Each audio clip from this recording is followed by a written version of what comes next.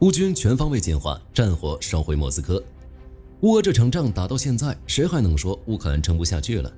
纽约时报最新披露一个数据，过去2个月，乌克兰仅在扎波罗热方向就收复了约259平方公里的土地。反观俄罗斯，乌克兰无人机连续4天飞进莫斯科防空圈，本土的能源设施、港口码头全部被盯着袭击。从战争刚开始的苦苦支撑，到现在成功反攻俄本土，这背后到底发生了什么？乌克兰为什么越打越强？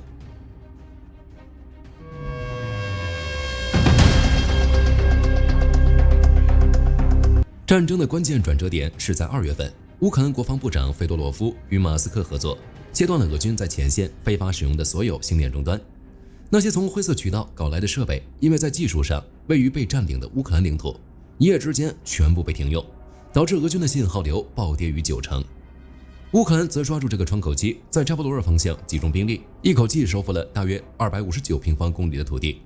而在整个南部战区则收复了超400平方公里的土地。这是库尔斯克战役以来乌军第一次实现真正意义上的单月净增领土，不是拉锯，而是实打实往前推。泽连斯基指出，这次反攻的核心目标就是打乱俄军的春季攻势。虽然前线获得大胜，但是乌克兰没有只盯着前线，他们把目光投向了俄罗斯的后方。3月24日，乌克兰国防部发了一份声明，阐述了近期的作战逻辑。我们要怎么做才能迫使俄罗斯考虑结束战争？答案是，当莫斯科、圣彼得堡、克拉斯达诺尔这些大城市的人觉得日子过得不再舒服的时候。3月25日，俄罗斯国防部通报，乌克兰发动了一场大规模无人机攻势，本土13个地区和克里米亚同时遭到袭击，东南西北4个方向哪个都没能逃过。仅仅这一天，俄军就损失了1210人和2038架无人机，能源设施更是遭遇了严重打击。列宁格勒州州长德罗兹登科在社交媒体上承认，乌克兰无人机袭击了基里西区的工业区，这里有俄罗斯最大的炼油厂之一索尔古特石油公司的基里西炼油厂，但是在2024年就加工了1750万吨原油，占全俄炼油总量的6.6%。随后，路透社爆出了一个消息，乌克兰的无人机打击已经导致俄罗斯至少40%的石油出口能力停摆。乌克兰用自己的实际战果证明了，现在的俄罗斯已经不是乌军触手难及的地方，而是无人机想去哪里就能飞去哪里。这与刚开战的时候形成了鲜明的对比。那么问题来了，乌克兰的军事能力为什么增长得这么快？根本答案藏在4个字里：战略转变。2026年2月，乌克兰武装部队总司令谢尔斯基宣布了一个重要决定，正式启动军队改革的第2阶段，核心是将无人机营扩编为无人机团，同时大规模扩充无人系统部队的编制。这个决定背后是乌克兰从战场上得来的教训。2022年战争刚爆发的时候，乌军还是传统的打法，坦克、装甲车、火炮，拼的是重装备数量和兵力规模。在这2方面，比起俄罗斯，乌军当然相形见绌。战争前几个月，乌军的伤亡数字触目惊心，那时候很多人都断言乌克兰撑不了多久。但现在情况完全不同了，乌克兰对战争逻辑有了新的理解，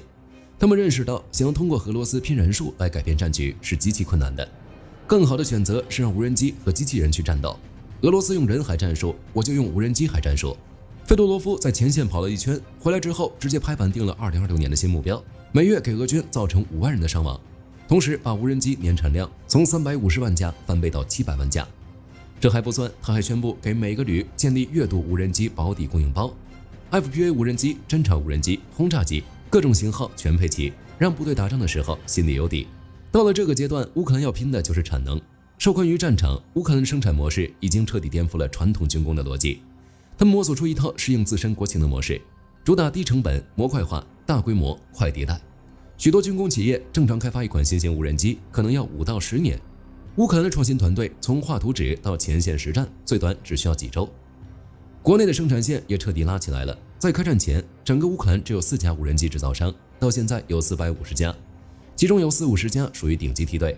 他们甚至还完成了生产的国产化。据《纽约时报》披露，在乌克兰刚开始造无人机的时候，他国零部件占比几乎是100%，然而到了2026年，这个数字降到了38%。以乌克兰国防无人机公司为例，这家公司在2023年刚成立的时候，所有零件都需要进口，1年之内，他们实现了碳纤维机架和天线的本土生产。到了2025年，飞控系统、速度调节器、无线电调制解调器以及图像传输系统全部转到乌克兰制造。现在除了摄像头，其他所有零件都在国内生产。如果还存在缺口，则由欧洲供应商填补。乌克兰总统办公室副主任帕利萨上校点明了这个转型的底层逻辑：如果依赖进口，就意味着依赖别人，任何依赖都会让我们处于更弱的位置。但光靠国内还不够，乌克兰开始把生产线往欧洲搬。过去几个月，乌克兰无人机公司密集宣布在欧洲各国建厂，英国、德国、丹麦、芬兰一个接一个落地。2月25日，英国武装部队部长布拉德和乌克兰驻英大使扎卢日内一起在萨夫克郡米尔当霍尔空军基地旁边揭幕了一条新的无人机生产线。在这里生产的是乌克兰的鲨鱼侦察无人机。项目负责人说得很直接，战场很大，必须用足够便宜可靠的侦察无人机把前线填满。这个工厂初期预计月产200架，远期目标月产1000架。德国那边更快，2025年12月15日，德国量子系统和乌克兰前线机器人2家公司合资建立了 QFI 公司。成立不过几个月，泽连斯基就和德国国防部长皮斯托里乌斯一起在南德的工厂接收了第一架下线的无人机。预计这条生产线在2026年就能向乌克兰交付1万架无人机。泽连斯基此前还宣布，在2026年，乌克兰要在欧洲开设10个这样的出口和生产中心，优先在波罗的海国家和北欧落地。这样一来，乌克兰直接铺开一张无人机生产网，既能增加产能，又能减少风险。生产端问题解决了，军队怎么买、怎么用，才是真正将武器转化为战斗力的关键。乌克兰在这个环节上干了一件让火力军想不到的事，他们把军队采购做成了购物软件。费多罗夫在3月签了一份新命令，彻底改写了军队采购的规则。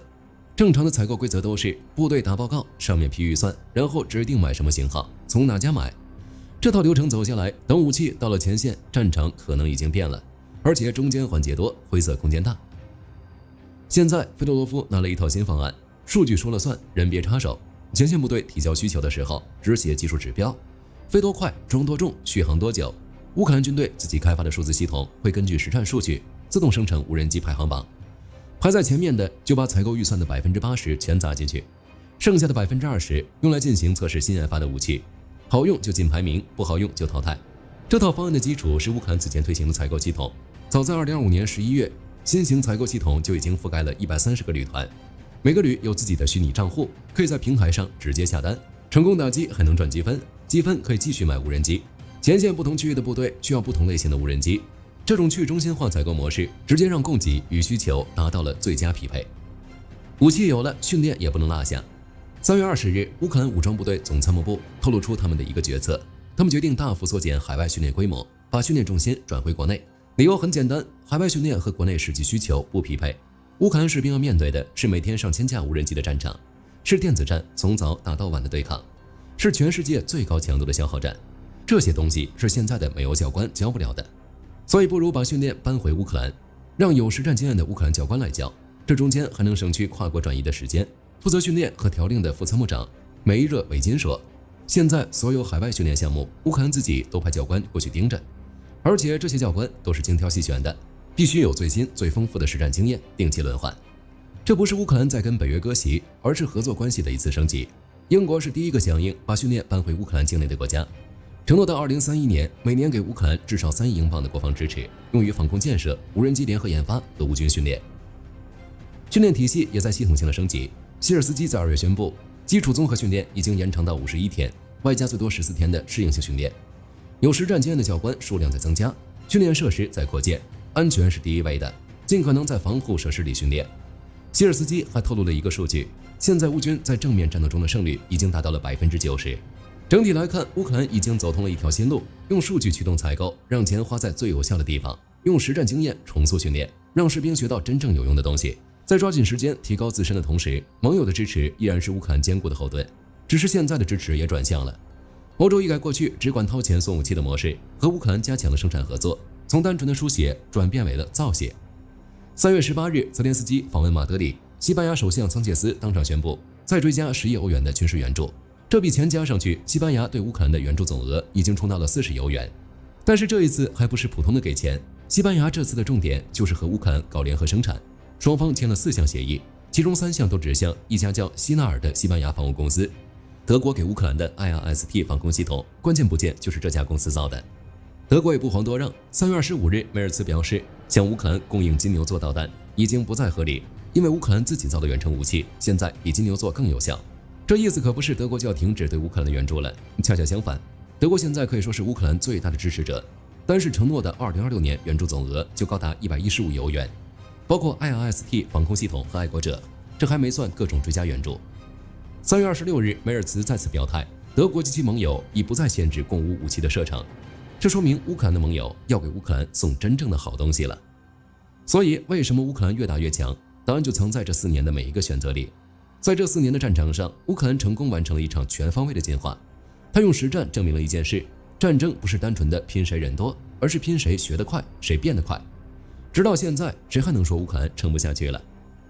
本期视频到这儿就结束了。各位觉得乌克兰的无人海战术将会如何改变这场战争的规则？欢迎在评论区留言，大家一起讨论。我是火力军，下期见。好的，各位观众朋友们，我们频道一直在聊真实的军事资讯和武器装备，后台也经常有朋友问，有没有值得推荐的入门级模型？今天就和大家分享一款近期接触到的产品。首先，它的外形还原度做得相当不错，比例准确，武器上的一些关键细节和标识也都有体现，材质也说得过去，拿在手上有不错的分量感。其次，它具备一定的可动性，对于理解基础操作原理有一定帮助，让它不仅是个静态摆件。综合它的做工和可玩性来看，价格确实比较亲民。对于想入门模型收藏，或者单纯想在桌上贴一个摆件的朋友来说，是一个性价比很高的选择。商品链接已经给你们上了，感兴趣的朋友可以自行了解。